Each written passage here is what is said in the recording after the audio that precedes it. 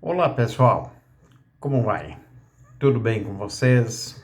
Espero que tenham passado um excelente Dia das Mães com a presença da pessoa amada.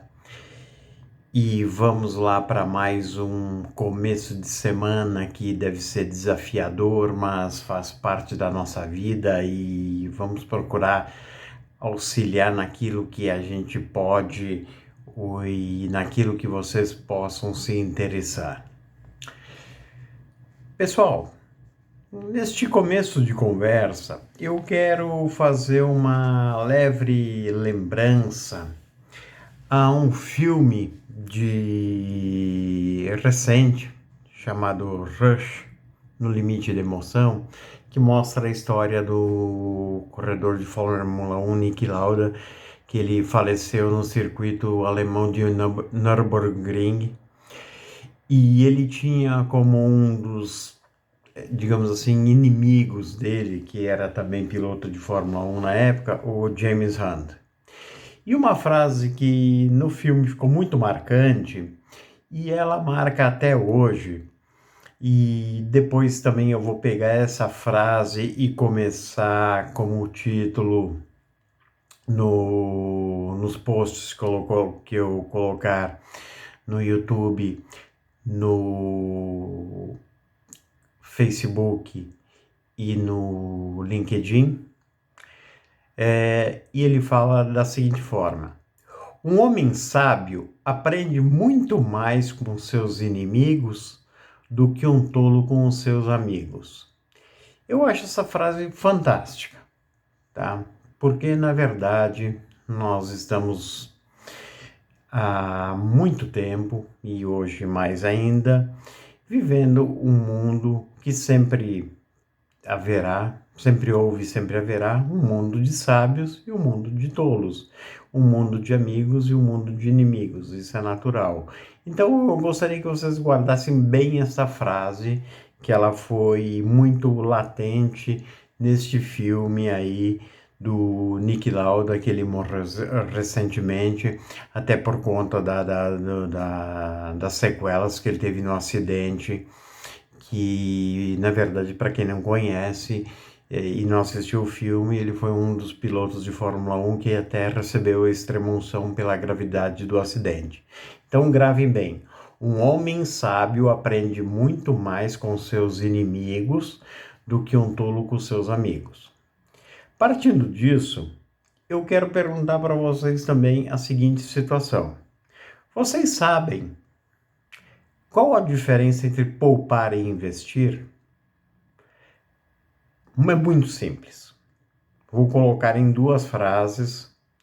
Poupar é colocar o dinheiro para descansar. Ou seja, tu vai colocar o teu dinheirinho que tu ganhou ao longo da vida, ao longo por N circunstâncias, e vai colocar ele para ter um rendimento tranquilo, seja ele qual for, pequeno, sem riscos e tal. Investir é fazer com que tu faça esse investimento, que coloque esse mesmo dinheiro ou qualquer outro dinheiro que tu tenha recebido ao longo de sua vida por algum motivo ou por outro, mas para que ele trabalhe para ti. E esse é o nosso objetivo, fazer o dinheiro trabalhar para a gente. É a mesma coisa. Quando tu planta uma árvore, tu quer que ela cresça. Se tu plantar uma laranjeira ou 10 laranjeiras, tu quer que ao longo do tempo ela passe a te dar laranjas.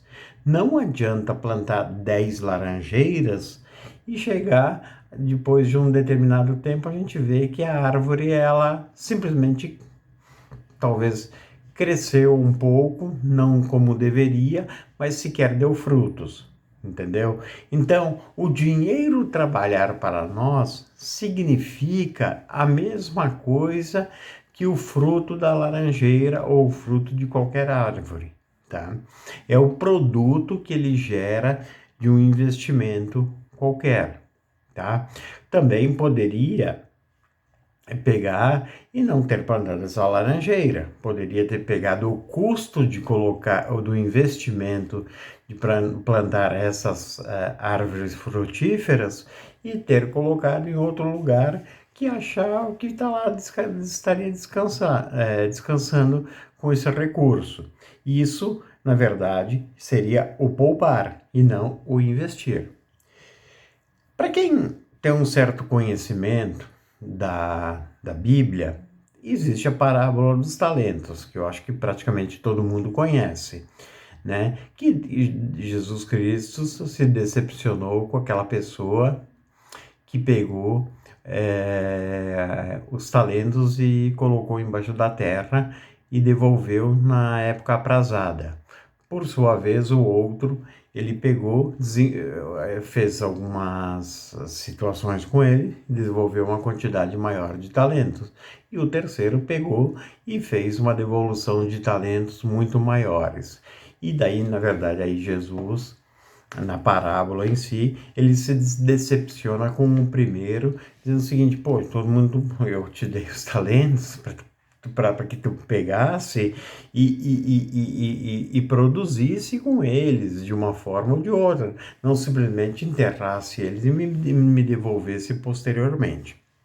Muito bem, na última conversa que nós tivemos, e eu não vou voltar a repetir ela, para não tornar o assunto cansativo, nós paramos em dois assuntos que na verdade, é uma relativa crítica com relação às ações recomendadas pelos analistas das corretoras. Tá? Não quero voltar nesse assunto, porque isso é um critério, uma liberalidade de cada um deles. Entretanto, tenho minhas certas restrições com relação a essa situação.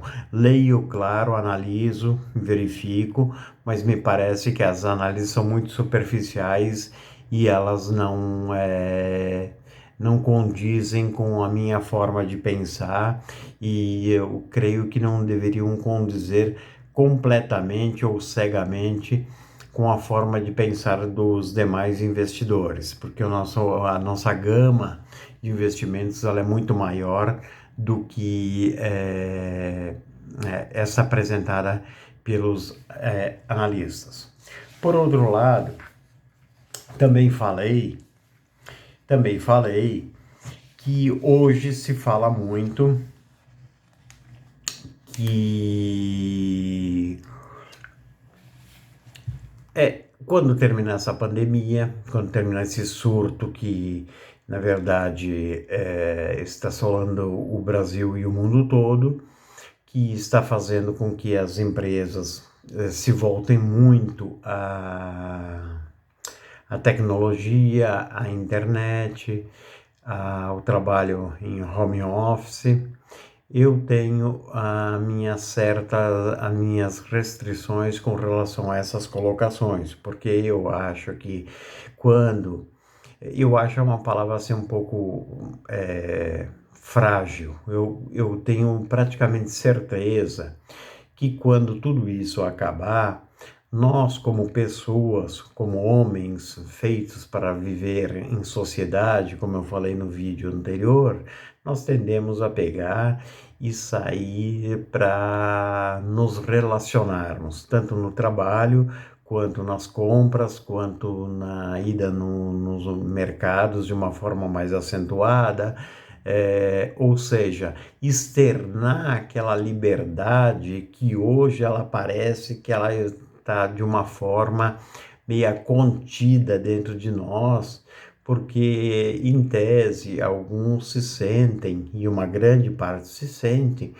dependendo de quantas pessoas tem dentro de casa, dependendo do nível de liberdade que ela tem, se sentem meio que aprisionadas com poucas alternativas de pegar e extravasar esta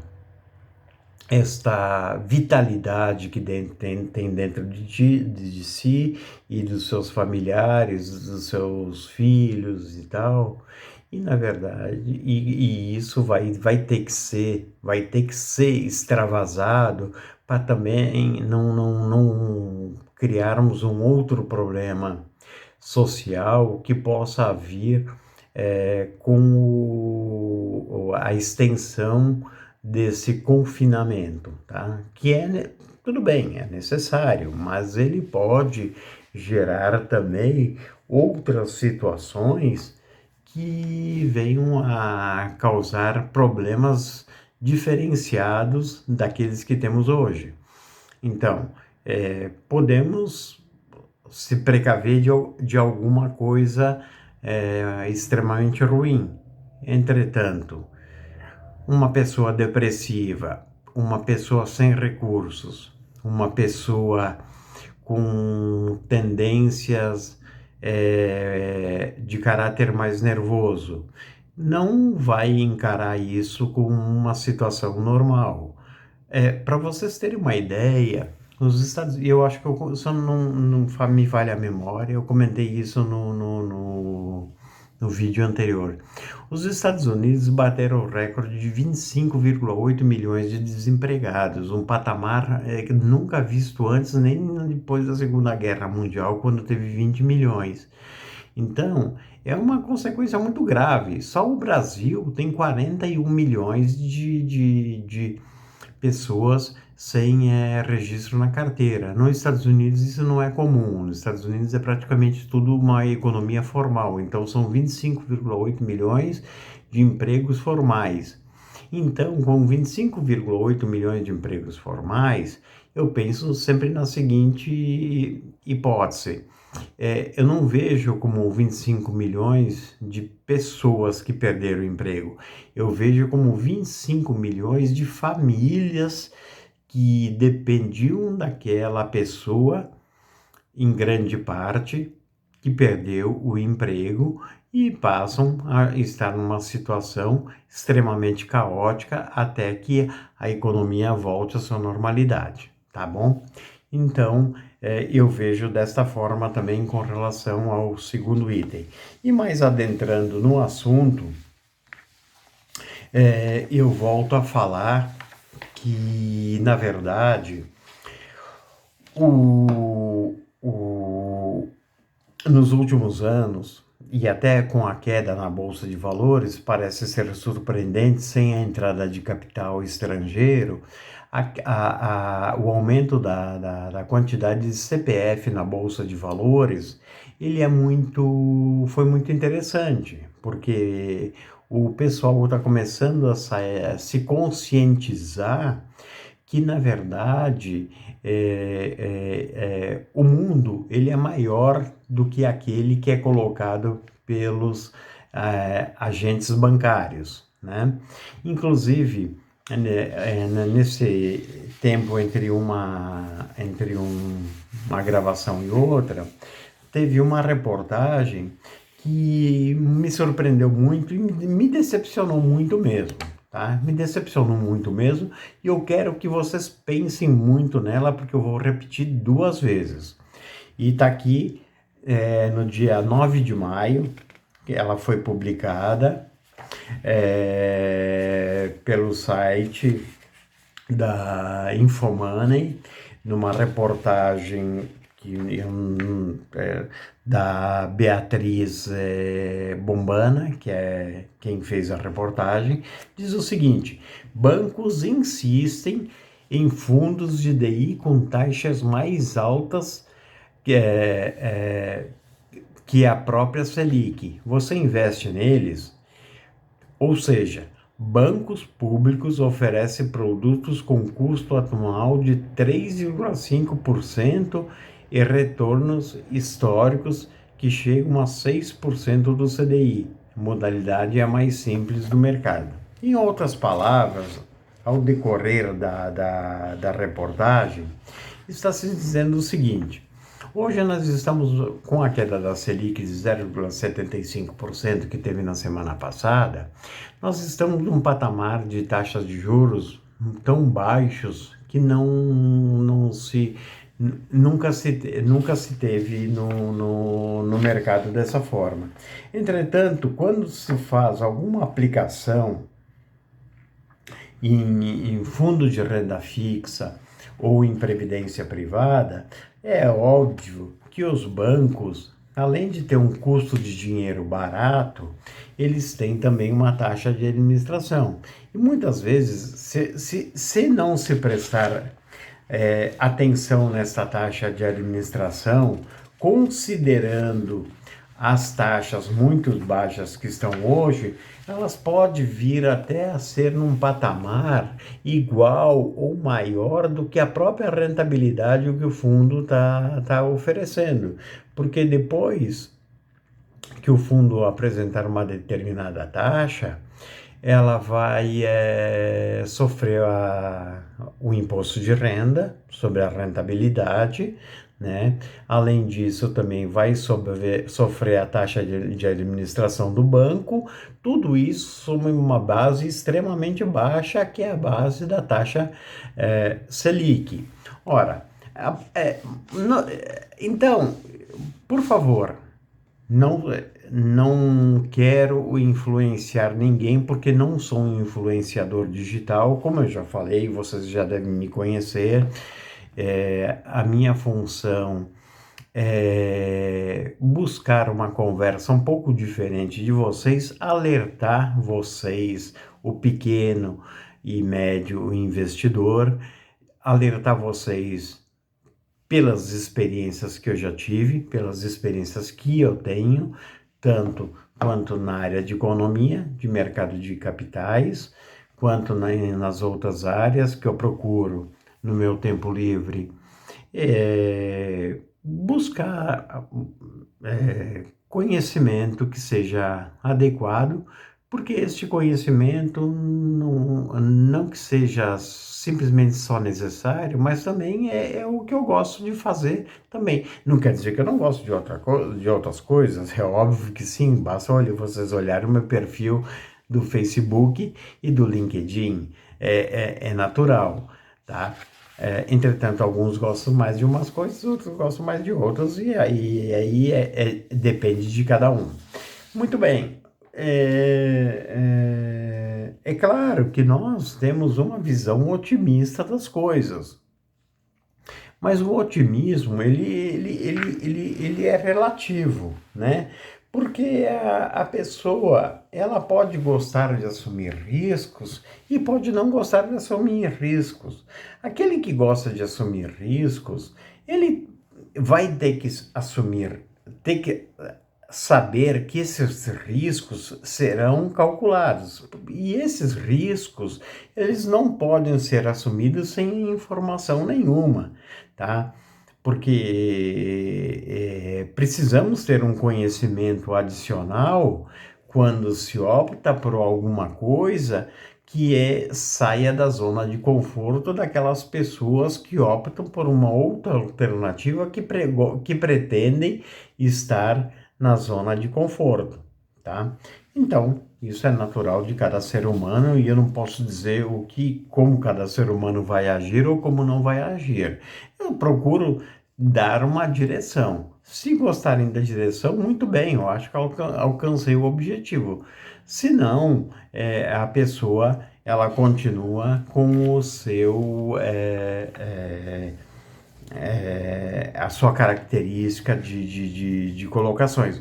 O que eu não posso concordar é que num patamar tão baixo de taxa de juros como estamos, que nós não repensamos, não saiamos de dentro daquele pensamento tradicional e evoluirmos para algo de tantas N alternativas que temos por aí, tá? E é um momento bom, digamos assim, quer dizer, desculpe a colocação, o momento não é bom, mas é um momento bom para se pensar e se crescer com conhecimentos, com estudos, com análises, com questionamentos.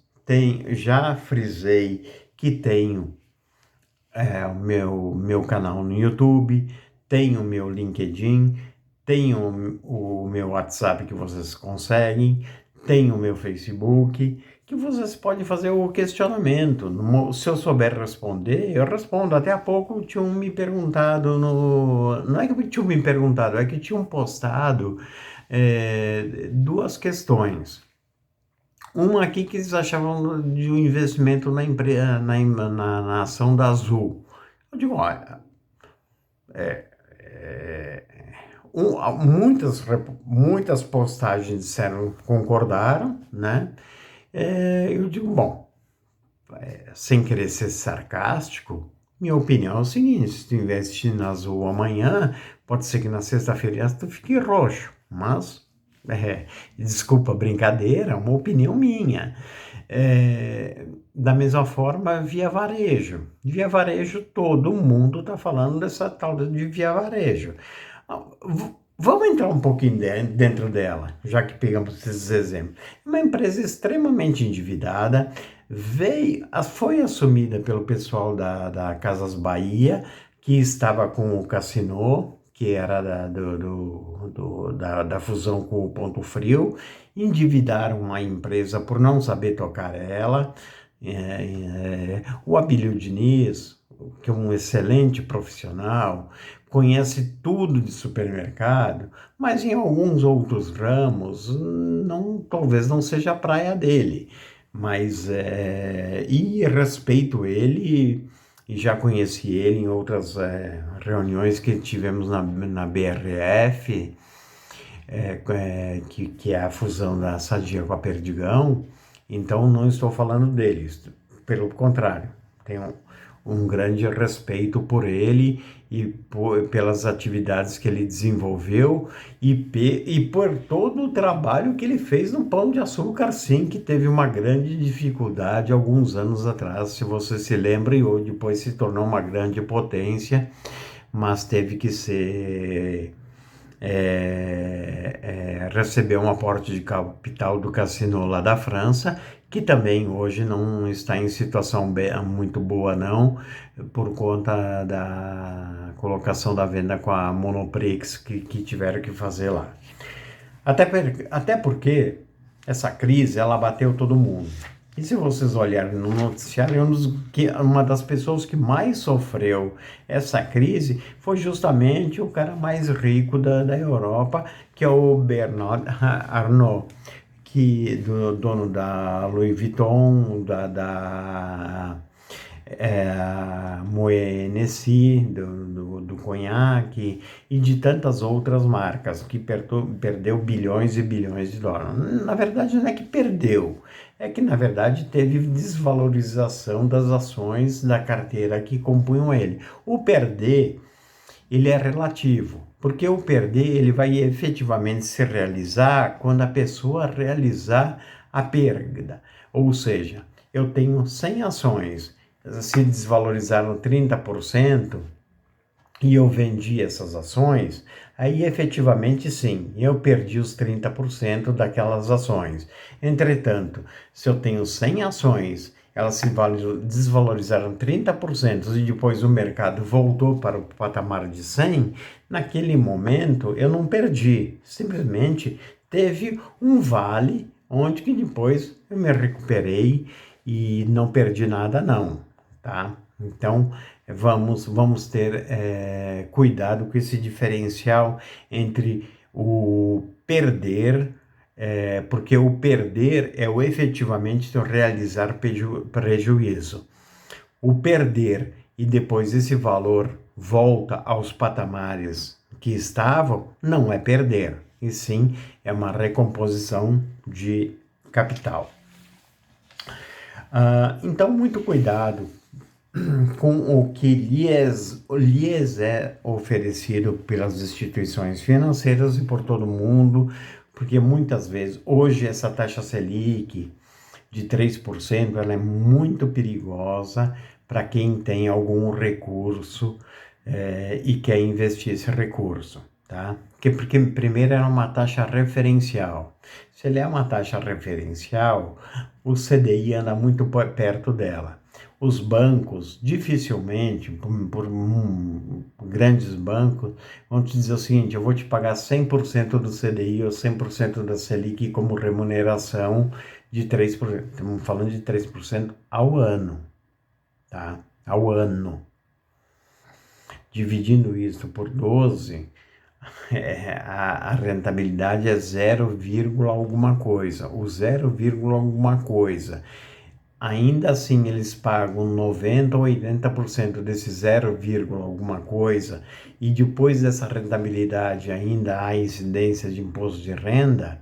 Então, a rentabilidade, vocês vão ver que ao longo do tempo ela vai ser praticamente nula, tá? Então, por isso que eu quero que vocês pensem de uma forma diferenciada, porque o momento exige pensamentos diferenciados, tá?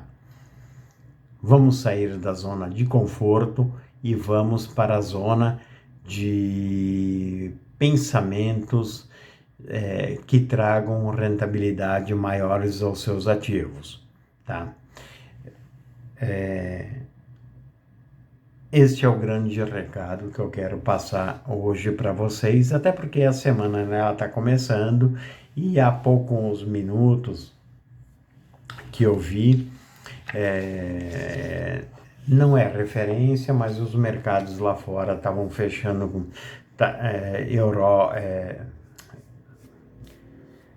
Oriente Médio, que tá bem à frente em termos de horários, já estavam fechando com alguns patamares positivos, os índices futuros da Europa também, Estados Unidos, Dow Jones, Nasdaq, e também estavam com patamares positivos, e as commodities, principalmente o petróleo, estava com alguma coisa positiva.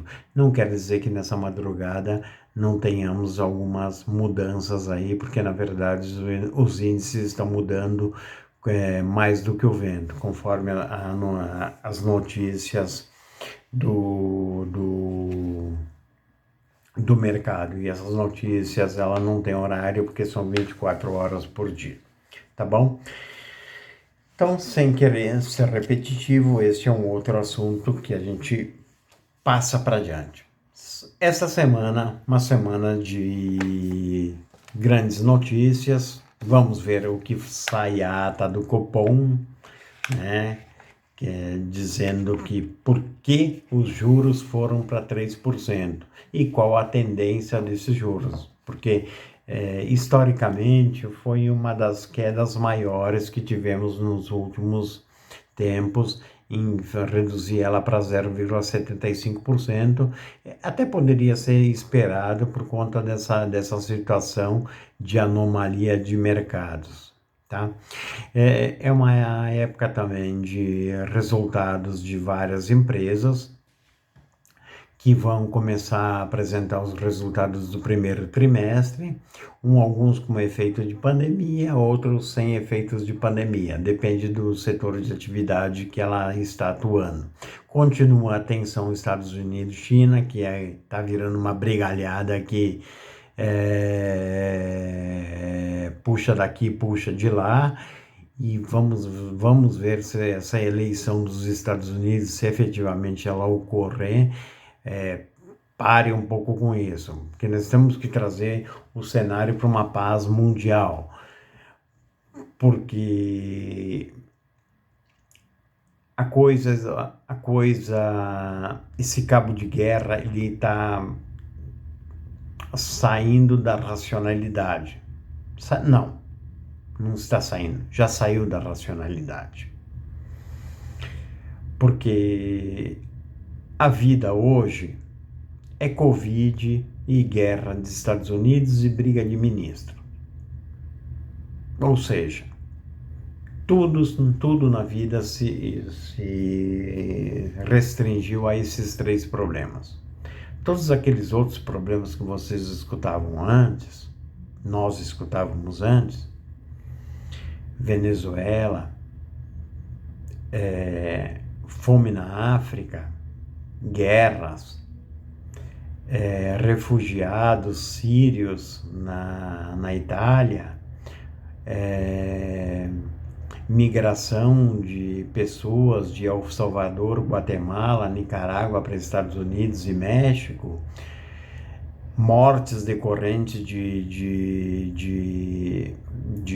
gangues, de guerras entre traficantes no Rio de Janeiro, em outros países, desapareceu. Tudo desapareceu. Desapareceu porque um bichinho pegou e fez com que tudo desaparecesse. Não, nada disso desapareceu. Tá tudo aí. Tá tudo aí, só que a mídia, em tese, tem assuntos mais importantes, que são briga de Estados Unidos e China, é o bichinho aí, é o ficar em casa, ata do Copom, é como nós vamos sair da economia, é briga de ministro, é o presidente faz isso ou faz aquilo, é a oposição que faz isso, faz aquilo, é o ministro da saúde que sai, mas não é que sai, é saído. Então, gente, eu não sei, vocês devem pelo menos concordar comigo em parte. Tá exaustivo, tá cansativo, mas vamos ter fé. Uma hora tudo isso vai passar. E vamos aproveitar esse tempo para, com fé em Deus e com os pés no chão, com a cabeça, com racionalidade, sairmos disso mais fortes. Não vai depender do A, não vai depender do B, não vai depender do C, também vai, mas principalmente vai depender de nós e daquele lá de cima que vai nos iluminar para dar sabedoria, para agirmos de forma com muita inteligência.